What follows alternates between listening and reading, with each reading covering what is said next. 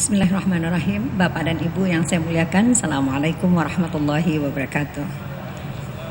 Jawab Mas Ipo ya, kerisauan saya yang paling utama adalah saya dan anak-anak saya dan menantu. Saya khawatirkan jeblos. Jeblos apa itu? Jeblos nggak jeblos itu kan kita kalau jalan jeblos nggak sadar kan ya? Ya. Tiba-tiba ngejek judak gitu kan ya, jeblos. Ya saya takut kami jeblos nggak sanggup mendampingi, mengawasi anak-anak cucu ya sekarang ya. Kalau anak insya Allah, alhamdulillah, masya Allah, tabarakallah, cucu-cucu yang sekarang berumur 2-10 tahun itu di luar kendali kami, di luar kesanggupan kami, terpapar pada pornografi dan itu akan membuat kerusakan otak di atas alis kanan mata yang membuat orang badannya manusia tapi otaknya binatang. Jadi kerisauan itu saya bukan risau Mas Ipo. Ya. Saya takut bagaimana saya sebagai nenek harus mempertanggungjawabkannya kepada Allah. Ya. Saya mengajak anak saya tiap hari, tiap kali untuk mengingatkan itu. Jadi kayak orang, apa tuh namanya tuh, yang orang parno ya. Selalu gitu ya. Iya, kayak orang parno, jadi kayak ketakutan terus, wajar. Ya, karena sangat mungkin terjadi.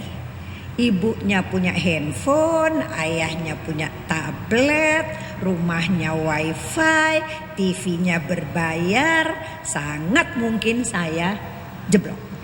Cuma kan gini Bu, kan apakah itu tidak terlampau berlebihan ya? Misalnya gini, ini kan anak-anak masih kecil, masih SD gitu. Kalau mungkin anak remaja kita risau ya. Tapi ini anak-anak kecilnya apa ya sampai seperti itu?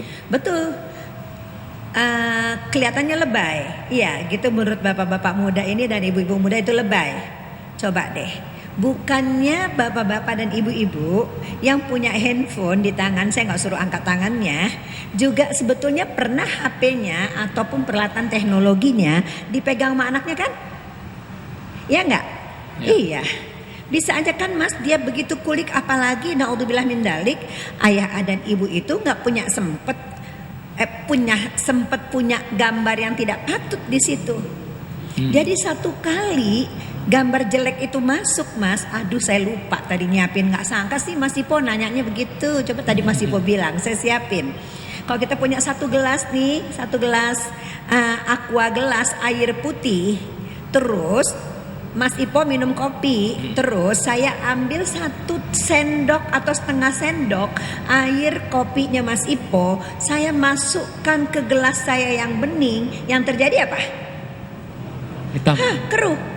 Satu kali saja gambar tidak patut, gambar porno masuk ke dalam otak anak, kita udah nyalain pornografi di otak itu anak. Itu umur berapa yang bisa seperti itu? Berapa saja. Gitu ya. Padahal cucu saya dan anaknya bapak ibu bukan waktu emaknya hamil bapaknya udah punya handphone, emaknya juga udah punya handphone, udah keasikan. Jadi anak-anak sekarang lahir, kayak cucu saya umur 2 tahun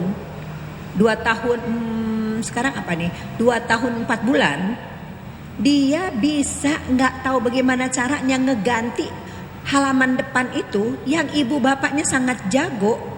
Nggak tahu dari mana tuh anak bisa dapetnya. Belum. Satu lagi boleh? Ya. Cucu saya umur 5 tahun suatu hari bilang begini bapak dan ibu kepada ibunya, Mama, Malik pikir-pikir lah ya, Malik mau pinjam handphone sama bini Malik aja. Dia umur 5 tahun. Terus dia bilang, kapan Malik mau pinjam sama bininya? Emang kapan Malik punya bini? Ya nanti. Susah sekali pinjam handphone sama orang-orang di rumah ini. Biarlah Malik pinjam sama istri Malik aja. Tapi kalau istri kita kan, kalau suaminya minta kan, masa dia gak kasih tuh. 5 tahun udah punya rencana mau pinjam handphone sama bininya. Artinya gitu, semua anak-anak ini udah sangat canggih karena sejak di dalam perut ibunya udah punya pegang alat canggih itu. Ya, ya. Gitu. Mungkin ada kejadian ya, ibu kan merasa risau, takut seperti ini, tentu kan ada dasarnya, ya, ada datanya. Mungkin ada 1-2 peristiwa yang mungkin ibu pernah baca atau pernah apa gitu, sehingga. Ya. Jadi gini ya Bapak Ibu yang saya hormati, yang saya muliakan, kerisauan saya sebetulnya udah lama. Boleh?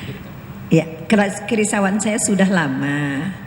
2010 saja saya sudah mendatangkan seorang ahli bedah otak terkemuka dunia, memberikan seminar di auditorium Depkes, membuktikan secara ilmiah bagaimana rusaknya otak seseorang yang kena pornografi. Itu mas dasarnya, karena sudah terbukti secara ilmiah. Jadi Bapak Ibu, kata kuncinya begini ya, kalau seseorang naik mobil tabrakan bang gitu, terus boleh nggak Bapak Ibu kasih tangannya 2 begini sama saya, kanan, saya berdiri boleh mas, nih 2, ya, pegang di atas alis kanan mata, ya, yuk sama-sama bilang sama saya direktur, yuk. Oke, cukup. Si sopir tadi itu kena kesininya, dibawalah ke rumah sakit Pondok Indah. Di MRI, tahu kan yang digituin kalau tidur itu, ya, kerusakan otak. Orang penikmat pornografi, nggak peduli umurnya, nggak peduli kaya miskinnya, nggak peduli pendidikannya, nggak peduli jenis kelaminnya, rusaknya sama-sama orang yang kecelakaan mobil. Tuh, jadi sejak itu saya resah, tapi bagaimana menyampaikannya kepada 280 juta penduduk Indonesia, saudara-saudara saya, mau beda agama apalagi yang seagama, bahwa pornografi merusak otak di bahagian yang paling mulia, yang membuat orang itu berkelakuan seperti binatang. Naudzubillah mendalik kalau itu kena ke anak saya, anak Anda, cucu saya, cucu Anda, anggota keluarga kita. Bagaimana mempertanggungjawabkannya ke mahkamah hisab Allah? Jadi misalnya kemarin siang kalau Bapak Ibu buka Yahoo, mau klik email, berita pertama, anak umur 6 tahun melakukan hubungan es, karena banyak nih cucu-cucu saya nih lari-lari tuh, ya, dengan sesama 2 anak lainnya berusia 6 tahun di Kepulauan Simelu. Jadi pelaku kejahatan itu 6 tahun. Saya nenek dari 5 cucu berusia 2 sampai 10 tahun. Naudzubillah min dalik, kita semua harus melindungkan diri kita kepada Allah, karena kata Allah, wal yakhshalladzina law taraku min khalfihim dzurriyyatahum dhi'afa khafu 'alaihim. Hendaknya kamu takut ya meninggalkan anak keturunanmu yang dhaif, khafu 'alaihim, berarti di belakangmu. Kalau di belakang kita sedang kemana? Kita sedang berjalan menuju mana? Menuju kematian, dan kita tinggalkan anak keturunan kita di belakang. Dhaif karena rusak otaknya, kelakuannya bisa seperti binatang. Hati ayah sama hati ibu, hati kakek sama hati nenek, mana yang gak risau sama ayat itu? Karena kita harus mempertanggungjawabkannya di mahkamah hisab Allah. Falyattaqullah, kata Allah, bertakwalah engkau kepada Allah, wal yaqulu qaulan sadidan, dan berkata benarlah. Jadi sekarang saya sebagai nenek mas, ya harus berkata benar terus kepada anak saya. Yang mama sampaikan ini benar nak, tolong. Iya ma, itu lagi ngapain, lihat apa, TV hidup, TV berbayar, yang dia lihat apa itu. Ya, karena saya takut kita semua Bapak Ibu adalah babysitternya Allah. Kita ini terpilih untuk dititipkan anak-anak kita. Saya dipilih untuk punya 3 anak, 5 cucu. Kita semua akan berjalan ke akhir hayat kita dan mempertanggungjawabkan di belakang kita dzurriyyat kita, anak keturunan kita. Itu loh Mas, kerisauan itu. Ya. Dan maaf, Ya. si Melu Aceh Mas, dan saya orang Aceh. Ya. Jadi Aceh kan biasanya identik Islamnya kuat, ya, Islamnya kuat, dan ternyata itu terjadi di daerah yang kecil gitu ya, kota kecil katanya ya, bukannya pusat kota juga gitu ya, ternyata hal itu terjadi. Itu apakah tanda petik Bu ya, sebenarnya kan nggak ada yang kebetulan ya di muka bumi ini, Allah udah ngatur semuanya, Allah sudah set semuanya. Apakah memang, mungkin kebetulan aja terjadi di sana, sebenarnya ya nggak seperti itu juga atau gimana? Bapak Ibu yang saya hormati, saya adalah pimpinan Yayasan Kita dan Buah Hati. Yayasan ini sebetulnya bergerak mula-mulanya untuk membantu para orang tua dan calon orang tua untuk menjadi orang tua lebih baik. Contohnya, bapak-bapak yang saya hormati, boleh nggak saya tahu bertanya dari bapak-bapak? Bapak-bapak siapa ya di antara bapak-bapak yang dulu sebelum menikah sekolah dulu untuk menjadi ayah? Nggak ada kan? Iya. Saudara-saudaraku yang di sebelah sana, siapa yang dulu sebelum menikah sekolah untuk menjadi ibu? Sama. Ini yang ngomong juga nggak sekolah. Kirain dengan belajar psikologi, ngaji cukup. Ternyata menghadapi tantangan zaman tidak cukup lagi, diperlukan ilmu-ilmu tambahan itu. Jadi saya bergeraklah dengan teman-teman termasuk Neno Warisman, Ibu Eri Sukresno bertiga mendirikan Yayasan Kita dan Buah Hati ini Mas. Dalam perjalanannya ibu-ibu nanyain, Bu, nggak ada ya program buat anak-anak? Bikinlah program untuk anak-anak. Entah kenapa semua Allah, izinnya Allah, semua Allah. Saya bikin program untuk anak kelas 4, 5, 6. Belakangan rupanya sekarang ini saya baru tahu. Sekarang 15 tahun terakhir ini ternyata anak kelas 4, 5, 6 itulah sasaran tembak bisnis miras, narkoba, dan pornografi. Kelas 4, 5, 6. Jadi 9 tahun ke atas. Ya, itu. Dari situ dengan kegiatan konselor remaja, divisi anak remaja Yayasan Kita dan Buah Hati itu, anak-anak terus bilang sama kakak-kakaknya yang lagi pelatihan persiapan prabalih, bilang, kakak udah tahu belum ini kak? Kak, aku kan baca komik ini loh kak, gitu Mas. Dari situlah kami tahu, anak-anak baca komiknya udah jauh amat. Anak-anak nontonnya udah. Nah, dari situlah akhirnya sekarang orang lebih banyak mengenal saya sebagai parenting tapi berkaitan dengan pornografi, karena memang tidak ada yang mau bicara tentang isu ini yang kebetulan sudah saya dan teman-teman gauli sejak pembentukan yang diceritakan di bawah tadi, mensahkan undang-undang pornografi di DPR gitu. Jadi maksudnya sudah banyak peristiwa lah Ibu ya, mungkin di Aceh ya, di itu kota di seluruh lain. Indonesia Mas. Oh ya, saya belum jawab pertanyaannya. Ya. Terima kasih.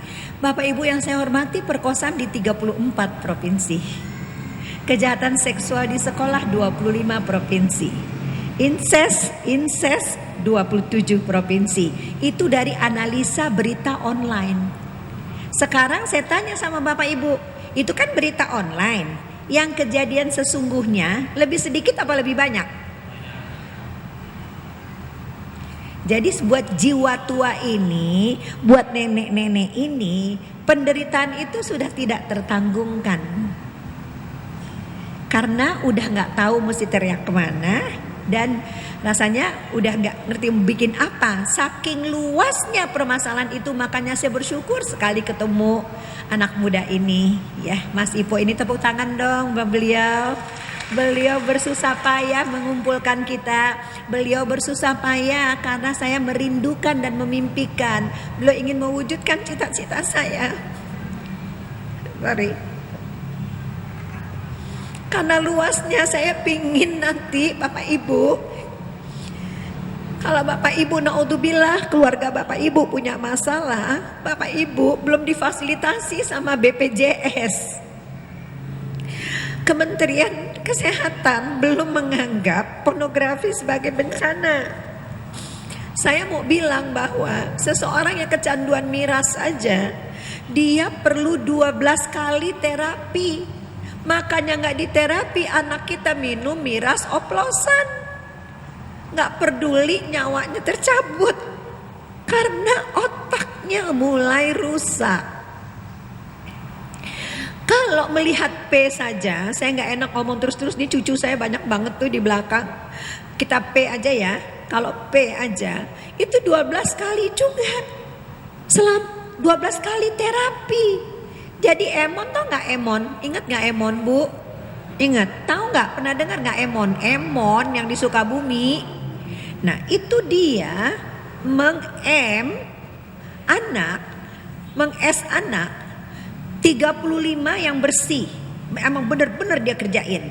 Yang sisanya 30 orang lagi, jadi bukan 100 sekian. Karena saya menurunkan tim saya, tim kami di Yayasan Kita Dompo Hati sebanyak 20 orang ke Sukabumi. Itu 30 lagi, ada 65 semuanya. Pertanyaan saya ke Bapak dan Ibu, itu anak perlu terapi gak? Siapa? Siapa yang mau terapi? Ibunya sama bapaknya perlu diterapi gak? Kan shock. Siapa yang mau terapi? Jadi masih panjang sekali harapan kita ke depan terhadap pemerintah. Baru suatu orang menteri yang bilang pasang badan, Ibu Khofifah. Ya, satu lagi menteri Rudiantara dia bilang pornografi over my dead body, langkahin dulu mayat saya. Di luar itu belum ada. Kita bacakan doa buat beliau keduanya biar kuat. Jadi saya ngomonglah sama anak muda ini, ibu pengen sekali mas gitu. Setiap masjid punya orang yang kalau ada masalah di sekitar masjid itu datang ke masjid untuk bisa mendapatkan pelayanan terapi. Untuk itulah antara lain kita berkumpul pada sore hari ini. Ya, kita mau menyinggung bagaimana kita masjid-masjid di sekitar kita menjadi kembali senter pusat bagi keluarga, di mana keluarga bisa duduk-duduk, minum kopi, bermain, ya kemudian belajar, ya ngaji, ya sholat, belajar parenting, dan kalau ada masalah ada pusat konsultasinya. Kalau enggak kita ngarepin apa? Boleh nggak saya ceritain yang UM? Jadi Bapak Ibu, ini salah satu contoh dilakukan oleh Masjid University of Malaya. Mereka jumlah penduduknya nggak sebanyak kita, tapi beranilah seorang profesor dari University of Malaya itu bikin masjid sebagai center untuk membagikan narkoba. Ayo Bapak Ibu, pikirannya apa coba? Masa masjid buat pakai narkoba gitu kan ya? Ya nggak sih? Iya. Jadi maka disebutlah profesor ini sebagai 6 orang jahanam Melaya. Karena bagiin metadon, ya, narkoba yang tingkat rendah di masjid. Tapi Bapak Ibu yang saya hormati, kalau si anak ini mau insaf, dia turunin dari sabu ke metadon. Sudah, satu kali dia datang, ya udah nggak usah sholat, wudu aja wudu. Habis itu besoknya dia datang, diajarin pelan-pelan sholat tahiyatul masjid. Habis itu datang lagi sekali lagi, diajarin almat surat, diajarin macam-macam. Lama-lama dia mendekat kepada Allah, minta ampun, dikasih kajian-kajian yang pendek. Sekarang Bapak Ibu 7.000 anak ya, dan remaja, orang dewasa yang tadinya kecanduan sabu karena dilakukannya di masjid, ya, jadi insaf. Si tadi 6 jahanam Malaysia itu masuk CNN, masuk Al Jazeera, dapat dana dari pemerintah. Siapa tahu Bapak Ibu, kita mulai nolong anak kita di masjid kita masing-masing. Pemerintah lihat, ya, orang yang berada lihat, ya, bilang oh iya ya, masjidnya Ipo itu memang serius ya nanganin keluarga.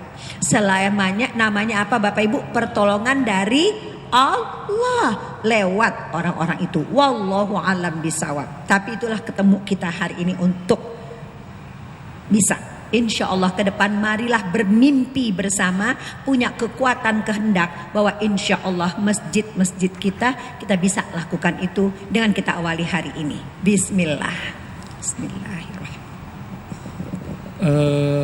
Misalnya gini Bu ya, mungkin sebagian teman-teman di sini ya, mas-mas di sini, mbak-mbak di sini, bapak-bapak dan ibu-ibu mungkin merasa aman. Dia pikir kan ya anak saya nggak gitu kok ya, anak saya baik-baik aja ya. Dia sholat, mungkin juga di sekolah yang label-labelnya Islami gitu ya, atau katakanlah pesantren. Apakah itu relatif aman dengan apa yang ibu risaukan atau gimana? Oke. Jawaban pendeknya enggak. Oke.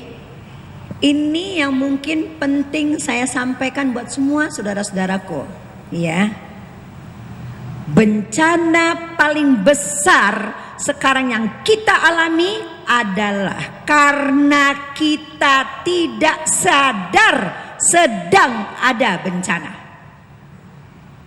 Sekali lagi, bencana paling besar adalah karena kita tidak sadar ada bencana dan merasa anak gue oke-oke aja. Anak-anak muda yang di bawah itu bilang, maksud lo? Kan anak lo pegang HP kan? Rumah lo wifi kan? TV-nya berbayar kan? Terus mak bapaknya emang ada di situ terus? Berarti ada dong kemungkinan anaknya terpapar sama barang itu. Sementara kita semua tidak sadar bahwa hal itu merusak otak, menjadikan manusia berkelakuan seperti binatang. Nggak aman. Ada satu kasus di Yahoo lagi nih, biar gampang ya.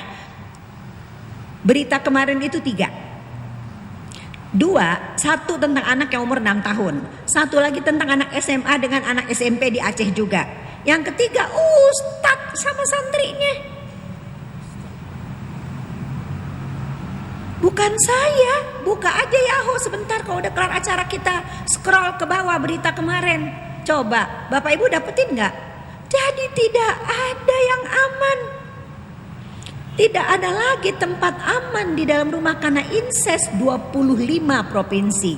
Itu mencerminkan bagaimana luasnya sudah kerusakan otak ini terjadi. Incest itu hubungan kelamin antar saudara, orang sedarah, orang tua ke anak, kakek ke cucu, abang sama adik. Itu 25 provinsi.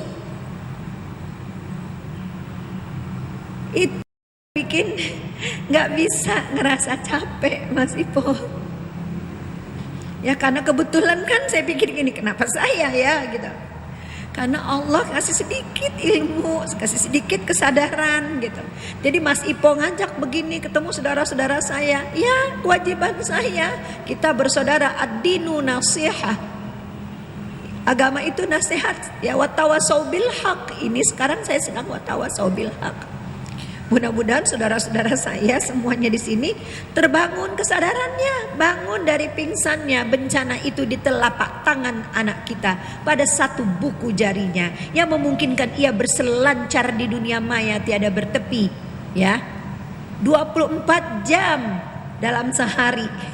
Mungkin nggak pakai serupiah pun dengan AM3 atau simpati atau apa, iya kan? Nggak berbayar. Karena sifatnya pornografi itu, pebisnis itu 4A Mas. A pertama agresif. Ingat tuh, apa Pak? Agresif. Dia yang nyari kita, bukan kita nyari dia. Ingat banget tuh. Ya. Kedua, dia affordable. Karena sangat murah. Kan kita bayar pulsa buat nelpon. Ya enggak Pak? Ya enggak Bu? Iya, kita sekali bayar pulsa nggak perlu bayar buat akses pornografinya kecuali situs-situs tertentu. Agresif, affordable, accessible, mudah diakses ya kan? Nih, klik aja satu iya, cuman setengah detik udah dapat. Setuju? Jawab dong Bapak, setuju nggak? Iya Bu, setengah detik dapat. Accessible, yang terakhir, anonymous. Hanya orang itu itu sama Allahnya yang tahu. Saya pegang handphone begini, bagaimana Mas Ipo tahu saya lagi akses apa? Padahal kita berdekatan, ya kan? Kita sama anak kita sebelah-sebelahan, mana kita tahu dia mengakses apa? Anonymous. Ya dulu orang maaf kalau mau pergi kayak ke Doli kan ngumpet-ngumpet, takut ketahuan orang. Sekarang dibuat jalurnya ke rumah Anda, gratis. Bayarnya cuma wifi buat segala macam, buat TV, buat internet. Tapi yang itu gratis. Dan sekarang di telapak tangan anak kita, gratis. Hanya Allah dengan orang itu yang tahu dia matanya lihat apa. Pertanyaan saya, Bapak Ibu yang saya muliakan, ketika saya dijelaskan hal ini sama teman saya yang ahli tentang ini di Amerika, yang tadi ahli bedah otak terkemuka di San Antonio, Texas itu, dan ada lagi yang ahli tentang itu juga, 13 ahli terapis adiksi pornografi yang pernah saya belajar dengan mereka bilang, Bu Eli, jadi ini disebut narkoba lewat mata. Ayo apa Bapak Ibu? Narkoba lewat mata. Kita singkat menjadi narkolema. Apa? Narkolema. Itu kata teman saya itu. Nih gambar. Berdiri ya. Nih gambar. Masuk nih lewat mata. Tung. Lewat mata. Ya. Ini buat anak-anak yang si direktur kita tadi ini belum berfungsi. Dia matangnya usia 20. Sekarang dia usia berapa? 8, 7, 12. Tung masuk ini belum bisa bilang stop, jangan lihat. Udah bisa belum? Ini belum matang, belum masuk dia kemari, tung ke sini. Karena waktu anak-anak melihat maupun orang dewasa melihat, kaget nggak? Astagfirullahaladzim, wah, gitu kan? Jadi dia masuk ke pusat perasaan. Begitu nyenggol pusat perasaan di sini, si pusat perasaan mengeluarkan cairan namanya dopamin. Apa? Dopamin. Dopamin itu bikin orang fokus, bergairah, puas, tapi kecanduan. Makanya kalau udah lihat sekali, pengen lihat lagi. Si dopamin banjir membuat ini menjadi ciut. Padahal fungsinya adalah mengontrol diri, menahan nafsu, mengendalikan emosi, membuat perencanaan, mengetahui akibat, konsekuensi, dan mengambil keputusan. Maka kalau orang udah kecanduan, dia nggak bisa ngontrol dirinya. Terjadilah perkosaan, seks suka sama suka, incest dan sebagainya. Karena yang rusak apa? Ini yang ngontrol. Jadi saya nangis dijelasin itu. Pakai ayatnya kitab sucinya dia kan. Saya nangis. Terus dia bilang, kenapa ya Bu? Dia bilang, ada yang salah ya dari penjelasan kami. Kok Ibu nangis? Saya bilang, itu kan di ayat kamu kan ya. Saya juga punya di kitab suci saya, tapi saya tidak pernah selama ini menghubungkan bahwa ayat itu diaplikasikan ke dunia modern. Itu maksud Allah. Allahu Akbar. Jadi Allah memperingatkan kita sejak ribuan tahun yang lalu. Mata mesti ditahan pandangannya. Kemaluan mesti dijaga, pelak bunyi ayatnya begitu. Ya, coba Bapak Ibu nanti ingetin lagi, balik lagi kaji di pengajiannya. Wal yahsyal ladzina law taraku min khalfihim dzurriyyatan. Salah. Maaf, nenek-nenek suka gitu.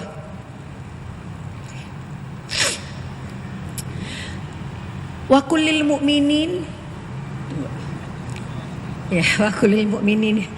yaghuddu min absarihim wa yafaddu furujahum. Katakan kepada mukmin untuk menahan pandangannya dan menjaga kemaluannya. Ayatnya bunyinya begitu. Oh, gitu saya. di Amerika. 2008. Desember 2008, Mas. Sekarang tahun berapa Bapak Ibu? 2015. Zalika azkalakum. Karena itu lebih suci bagimu. Innallaha khabirun wala yasnaun. Allah itu maha berkuasa dan dia tahu apa yang kita kerjakan. Jadi pertanyaan saya adalah ketika rumah kita buat wifi, ketika handphone diserahkan atau tablet diserahkan kepada anak, Bapak, Ibu, saudara-saudaraku sudah bilang belum sama anak, adik, ponakan, cucu bahwa tolong ya nak, tahan pandanganmu. Kalau yang gak pantas-pantas sayang jangan dilihat ya nak.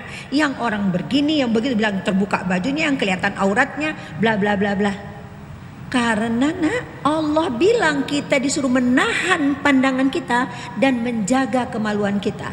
Faham nak?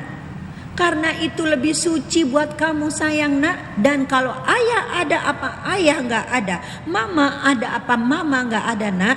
Allah ada gak sayang? Allah sangat berkuasa nak. Dan dia sayang tahu apa yang kita kerjakan. Faham nak? Jadi kalau kelihatan bagaimana sayang, matiin.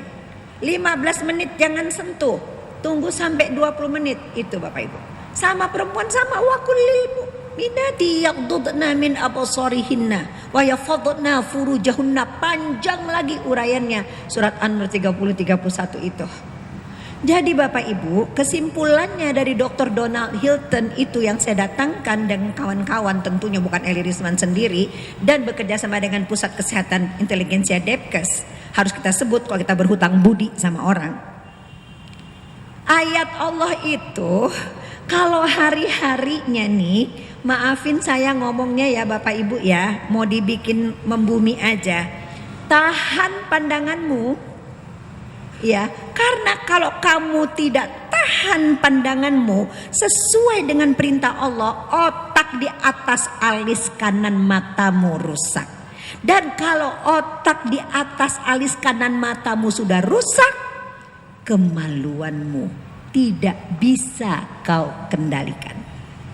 Karena inilah direkturnya manusia.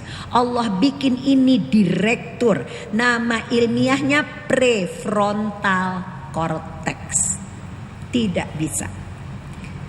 Makanya dilindungi dengan tengkorak kuat gitu ya. Iya. Ini aman gitu ya sama Allah gitu ya. Tapi mata ternyata mesti dipandang. Bahkan waktu saya jelaskan ini kepada pemerintahan suatu hari, Wamenak kita Profesor Dr. Nasaruddin Umar sama terharunya ketika saya pertama sekali mendengarkan. Beliau bilang saya doktor ibu dalam ilmu tafsir, tapi saya tidak pernah terbayang menghubungkan ayat itu kepada kemajuan teknologi itu tadi.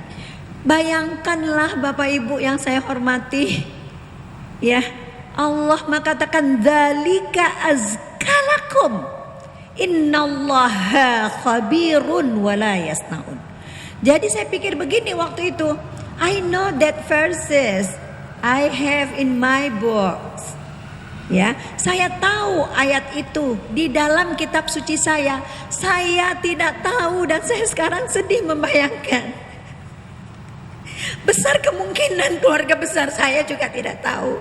Saya sedih membayangkan saudara-saudara saya yang muslim, puluhan juta keluarga juga tidak tahu. Sementara perkembangan teknologi ini luar biasa cepatnya. Dan berarti akan rubuh anak-anak saya. Rubuh jiwanya. Rubuh imannya. Dan itu 2005. Sejak saat itulah saya dan teman-teman terus karena Allah berjuang sedapat yang kami bisa. Dan hari ini kami punya kesempatan, ya mudah-mudahan Mas Ipo dan teman-teman semuanya panitia dilimpahkan rahmat Allah sampai anak cucunya. untuk menyampaikan kepada saudara-saudaraku semua agar mulai hari ini tolonglah sampaikan ayat itu kepada anak-anak kita, kepada keluarga kita, ya, karena kita harus mempertanggungjawabkannya di mahkamah hisab Allah. Satu kali, mohon maaf, sperma itu keluar ratusan juta jumlahnya, tapi hanya satu yang berenang sangat kencang masuk ke dalam rahim dan belok kiri atau belok kanan karena hanya ada satu sel telur yang matang. Jadi kita semua, saudara-saudaraku, adalah pemenang. Setiap anak kita adalah pemenang. Dan dia diamanahkan kepada kita oleh raja dari seluruh raja di permukaan bumi. Anak itu takdir, gak bisa kita pilih yang mana. Tapi kita, berarti kita yang dipilih oleh Allah untuk menjadi babysitternya Allah. Kenapa kita cenderung mensubkontrakkannya ke tangan orang lain? Ya, jadi dia pemenang, dia permata hati. Dia takdir, dia permata hati, tapi dia amanah. Kalau kita tidak hati-hati di membesarkan generasi platinum yang hidup di era digital ini, otaknya rusak. Allah kasih sama kita sempurna, jangan pulangin dalam keadaan bonyok. Kita mesti jawab apa? Jadi kalau dasar-dasarnya sekali pertanyaan Mas Ipo tadi itu, saya punya ketakutan, naudzubillah min dzalik, mengembalikan amanah Allah itu dalam keadaan yang bonyok.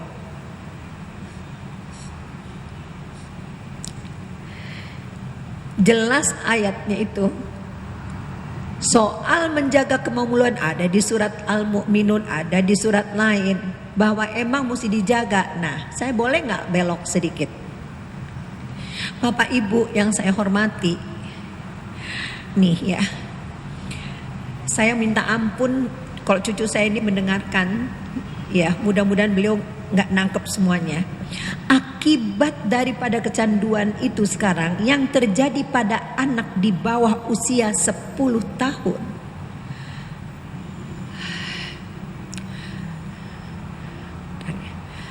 Itu pemurtadan yang terjadi. Karena anak melakukan semua yang dilarang Allah. Pertama, sudahlah dia kecanduan, dia melihat terus yang tidak boleh dilihat sama Allah. Murtad juga kan? Kan melanggar perintah Allah. Tuh, 2. Mereka jadi terbiasa sexting, membicarakan hal-hal yang jorok lewat SMS. 2. 3.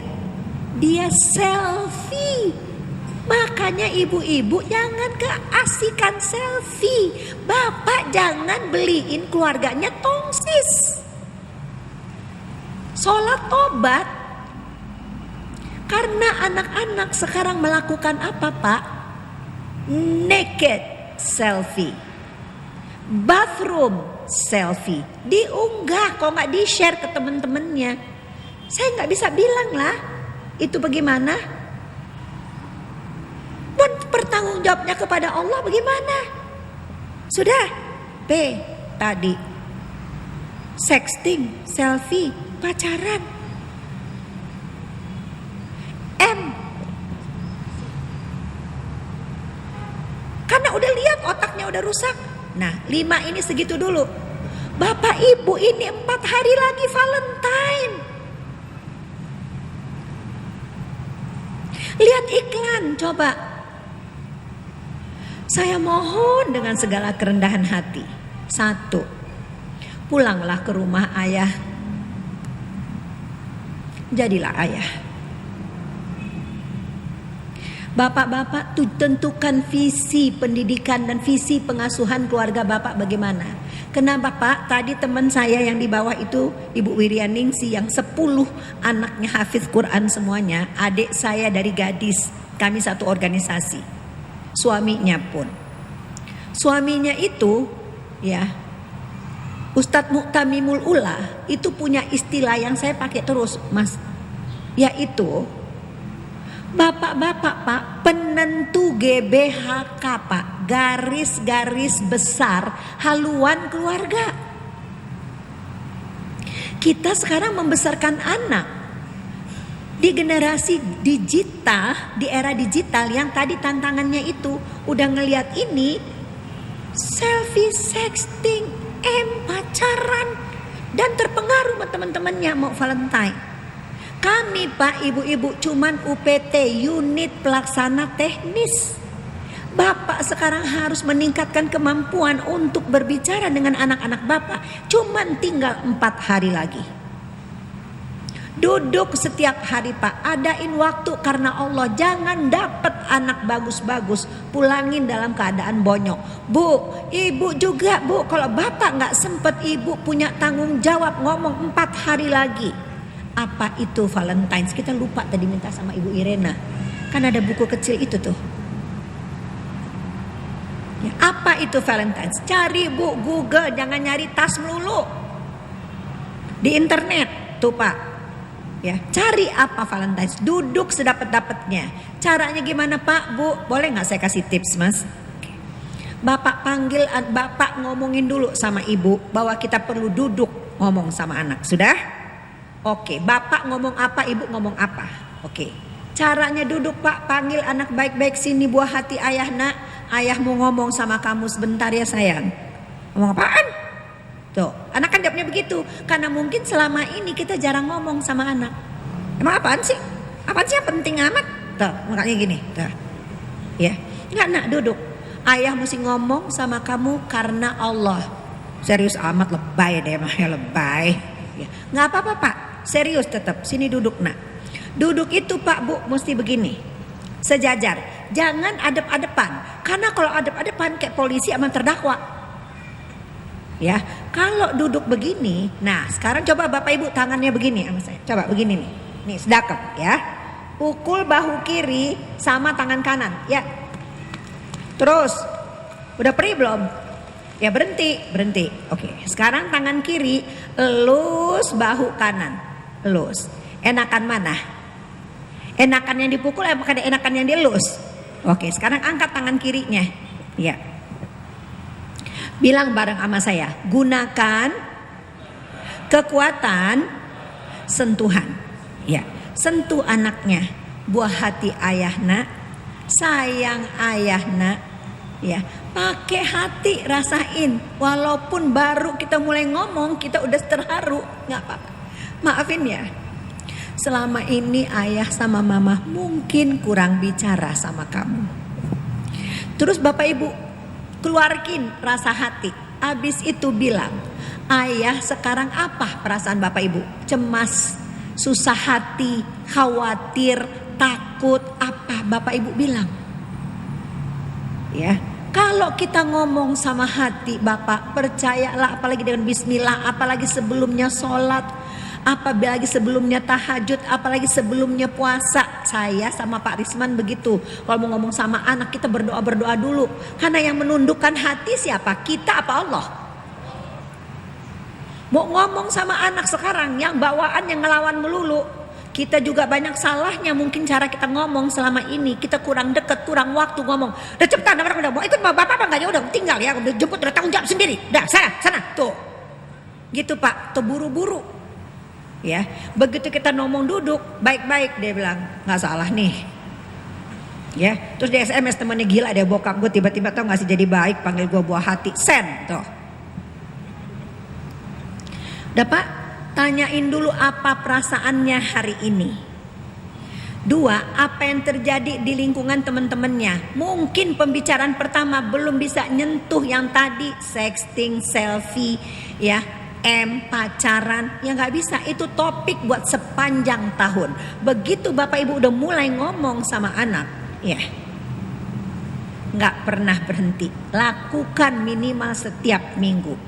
Saya menghimbau Bapak, Pak, untuk Bapak menduduk kembali sebagai GBHK penuntut garis besar haluan keluarga. Minimal, Pak, saya menghimbau 30 menit sepekan. Masa kagak dapet, Pak? 30 menit. Mulai dengan 35 menit. Mulai dengan ngomong yang gampang-gampang. Lihat, abis itu dengan pertolongan Allah akan ngalir. Bapak harus bahas, Pak, Valentine. Bapak harus bahas pacaran. Bapak harus bahas selfie, sexting, maaf ya Pak, melakukan S di sekolah. LGBT Pak, lesbian, gay, bisex, transgender. Semua Bapak harus bahas. Bagaimana kalau Bapak tidak duduk, Pak? Bagaimana kalau ibu tidak mensupport Bapak dan juga ngobrol sama anak yang menyenangkan? Jadi apa anak kita? Jadi sebagai penutup, ya Mas, saya habis waktu. Mungkin sekalian, kan banyak nih ibu-ibu juga bekerja, Bapak bekerja. Terus gimana nih Bu solusinya ngawasin anak-anak? Oke. Bapak Ibu, pertama saya menghimbau diri saya dan menghimbau Bapak Ibu untuk merumuskan dulu sebetulnya tujuan pengasuhan Bapak Ibu apa. Sebelum itu sebetulnya misi pendidikan Bapak Ibu mengasuh anaknya apa. Karena riset kami menunjukkan ternyata orang tua tidak merumuskan tujuan pengasuhan. Jadi tidak punya kesepakatan antara orang tua. Itu tadi, itu dulu. Ya. Nabi Ibrahim alaihissalam itu punya misi dalam mendidik anaknya, yaitu penguatan akidah. Itu dulu kan diajarkan pada Ismail kan? Iya. Lalu membangun ibadah yang baik dan akhlak yang karimah. Akhlakul karimah. Yang keempat adalah life skill. Saya mau tanya sama Bapak Ibu, misi visinya apa? Kalau cuman anak soleha, terlalu umum. Nggak bisa diaplikasikan, nggak ketahuan juntrungannya, akhirnya ujuk-ujuk cari SDIT, TKIT, SMPIT, dan berarti udah mendidik anak secara Islam. Ya enggak lah, emang Bapak Ibu nggak mati tahu. Masa yang bertanggung jawab guru SMPIT, SDIT, TKIT atau al, ya kan? Jadi saya menyarankan untuk menjawab sampai ke situ ya Mas ya, karena nggak bisa langsung menjawab. Jadi ibu bapak bekerja, terus anaknya gimana? Ya korban lah. Kenapa nggak jelas tujuan pengasuhan? 1, ya Bapak Ibu, ada 7 tujuan pengasuhan buat anak laki-laki. Oke, sebelumnya saya terusin. Saya boleh nggak Bapak Ibu angkat tangan yang punya anak laki-laki? Ya, yang punya anak laki-laki. Oke, yang punya anak perempuan? Yang belum punya anak? Oke, jadi saya tahu kenapa nggak angkat tangan. Oke. Bapak Ibu, saya pertama sekali mau bilang bahwa habis ya, saya belum lihat papan. Habis. Oke, Bapak Ibu cepet ya. Saya udah habis katanya waktunya. 1. Anak kita, laki perempuan, 4 pertama sama. Yaitu kita harus asuh agar dia menjadi hamba Allah yang takwa. Yaitu yang imannya benar, yang ibadahnya baik, yang akhlaknya mulia. Tuh, 1. Yang kedua, kita didik anak laki-laki dan perempuan kita menjadi calon suami, calon istri. Yang ketiga, kita didik anak laki-laki dan perempuan kita untuk jadi calon ayah, calon ibu. Baru yang keempat, jadi profesional. Yang Bapak Ibu dengan itu memikirkan masukin mana ya, SD-nya di mana ya, SMP-nya di mana, SMA-nya di mana. Itu yang keempat. Pertanyaan saya, bisa nggak yang 3 pertama dikerjakan pembantu atau nenek? Nah, sekalian jawab kan ya. Jawab dong Bapak Ibu, bisa nggak 3 ini tadi menjadikan hamba Allah yang takwa, calon suami, calon istri, dikerjakan sama nenek atau pembantu? Bisa nggak? Hah? Yang beranak siapa? Yang dipilih jadi babysitternya Allah siapa? Sudah? Jadi kita ini berpusarlah selama ini mengejar yang keempat, profesional. Pikir kerja sebanyak-banyaknya, kumpulin uang biar masukin anak ke sekolah tertentu kan, terutama international school. Begitu anaknya jago bahasa Inggris, emaknya kagak bisa nandingin. Persoalan anak gak bisa dipecahin. Anaknya ngomong sakit, but you don't understand that. How come, mommy? Oh, well, you know what? I don't think you don't understand. So just let not discuss it with you. Hah? Bisa nggak lo jawab? Kerja mati-matian, masukin anak international school, begitu dia punya masalah, cari psikolog yang bisa bahasa Inggris. Apa sih sebetulnya? Karena nggak punya tujuan pengasuhan. Mati-matian dua-duanya kerja, duduk di depan saya. Jadi, ini neneknya nih terpaksa ngomongnya lo gue. Jadi, lo lihat pornografi kapan? Sekian. Lo tidak gitu. Jadi lo ngerti nggak mandi? Jadi lo udah lo mandi nggak? Mandi. Mandi bagaimana? Mandi besar maksud nenek. Mandi wajib, lo bisa nggak? Enggak. Ibu bapaknya mengejar uang, masukin anaknya sekolah hebat, anaknya kagak bisa mandi. Tanggung jawabnya sama Allah gimana? 4 ya bu. Anak perempuan cukup 4. Anak laki-laki harus kita didik jadi pendidik. Mendidik siapa? Mendidik istri sama anaknya lah. Yang keenam, dia harus jadi pengayom. Bapak ibu udah tua, yang ngurusin sakit siapa? Kan anak laki-laki. Kalau saya mau keluar rumah, Pak Risman berubah aja mukanya, saya bisa keluar rumah nggak Pak? Nggak bisa, nggak rela suami walaupun saya mau pergi nengok ibu saya. Anak laki-laki bapak ibu yang ngurusin rumah sakit, menentukan operasi atau tidak, obatnya generik atau asli, anak laki-laki. Sudah punya rencana belum siapa yang akan mengurus jenazah dan menjadi imam sholat? Jangan kayak kemarin, saya menghadiri sebuah kematian hanya cukup bagi dia saja. Ditanya-tanya siapa yang berdiri menjadi penyampai, apa mewakili keluarga? Nggak ada. Siapa yang mau menjadi imam? Nggak ada. Bapak ibu berencana disolat jenazah kan nama siapa kalau udah punya anak laki-laki? Sasaran tembak bisnis narkoba, miras dan pornografi adalah anak laki-laki. Anak laki-lakinya diprioritaskan yang nomor 4 doang, sukses secara akademis. Tadi yang 3 di depan itu nggak diperduliin.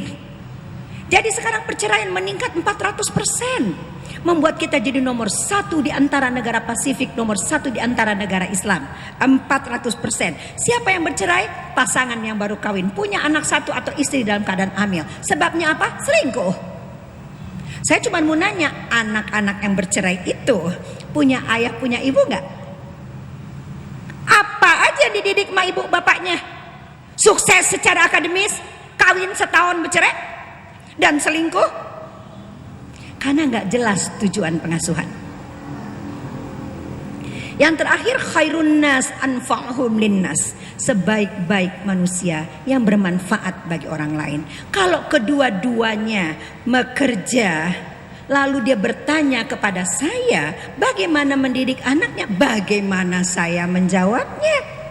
Yang mana yang ingin dia hasilkan? Hanya nomor 4 sajakah? Jadi Bapak Ibu, Indonesian Neuroscience Society, kelompok ahli ilmu saraf, menyarankan kepada pemerintah yang lalu agar apabila ada anak balita di rumah 0 sampai 8 tahun, 1 orang tua harus tinggal di rumah. Sekarang lagi era digital, bagaimana caranya? Emang pembantu bisa ngatur supaya otak nggak rusak? Bukannya di setelin TV, bukannya sekarang kejahatan seksual banyak dilakukan oleh pembantu dan supir. Kita soalnya yang jadi babysitternya Allah. Dapat bagus, jangan pulangin dalam keadaan bonyok. Kebahagiaan itu bukan hanya gaji saja. Ya, kebutuhan kita itu Allah yang cukupi, asal kita benar-benar beriman kepadanya. Cukup kok. Ya. Itu saja mungkin Mas Ipo. Silahkan sih, nggak masalah. Kalau ada pesan lagi buat kita nggak masalah Ibu.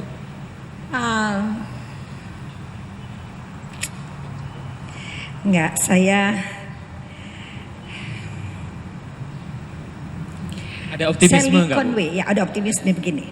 Otak yang rusak, Bapak Ibu tanya bisa diperbaiki? Bisa. karena otak elastis. Tapi kedua orang tuanya harus terlibat untuk membantu anak ini keluar dari kecanduannya. Miraskah, narkobakah, pornografikah, atau sekskah? Ya, Allah Maha Rahman dan Rahim. Tapi harus pakai terapi yang sekarang kita belum punya terapisnya. Kedua, jangan salah tangkap sama saya. Bukannya berarti tidak boleh bekerja sama sekali. Boleh bekerja. Tapi perempuan-perempuan pintar sekarang ini kan bisa melakukan banyak hal di rumah. Atau pergilah pada saat anak pergi, berangkat sesudah anak berangkat, pulang sebelum mereka pulang. Sally Conway melakukan penelitian 28 tahun menemukan bahwa tidak ada superwoman yang sukses sebagai istri, sukses sebagai ibu, dan sukses sebagai pekerja. Dia menyarankan kalaupun Anda mau pergi bekerja, istri atau keluarga Bapak mau pergi bekerja, tunggulah anak bungsu sampai berusia 8 tahun. Harapan hidup perempuan Indonesia 80 tahun. Kalau anak bungsu itu 8 tahun, saya berusia 40 tahun, saya pasti punya 40 tahun untuk bekerja. Lakukan sekarang seperti Nenek Eli Risman yang keluar dari pagi, asal suaminya redo. Iya kan? Satu lagi sebagai penutup. Jadi, melakukan penelitianlah Asosiasi Sosiolog Muslim Amerika. Dia perbandingkan pengasuhan Israel, kibbutz di Israel, kemudian Cina dan West Point. West Point itu sekolah militernya Amerika. Dari situ disimpulkanlah ini yang sangat sederhana. Memang perempuan tidak didesain untuk pergi sukses di luar saja. Otaknya otak kanan. Dia punya rahim, dia punya sebentar nama hormonnya, nama cairan di otaknya. Oksitoksin, thank you.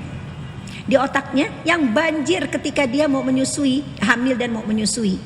Dan oksitoksin itu hormon kelengketan. Hasil penelitian itu menunjukkan bahwa pajak yang disumbangkan oleh perempuan yang bekerja tidak ada artinya daripada dia mempersembahkan kepada negara seorang warga negara yang kuat karena diasuh dengan benar, baik, dan menyenangkan. Pilihan kepada Anda, bisa belanja di Tanah Abang, jual di Depok kan? Kalau cuma soal uang, pergi ke pengajian, melakukan aktivitas ini itu, tapi tidak meninggalkan fungsinya sebagai ibu. Negeri ini 34 provinsi sudah perkosaan, 25 provinsi incest. Anak pelaku kejahatan pada usia 6 tahun. Jadi beginilah Bapak Ibu, selalu ada garis perak di bawah awan hitam yang pekat. Kita tidak boleh putus harapan terhadap rahmat Allah. Yang sudahlah, bye-bye masa lalu. Kita mulai hidup kita dari sini ke depan dengan penuh semangat, karena kita tidak boleh putus harapan terhadap apa Bapak Ibu? Rahmat Allah. Bismillah, sekali lagi mohon maaf lahir batin. Assalamualaikum warahmatullahi wabarakatuh. Selamat berjuang.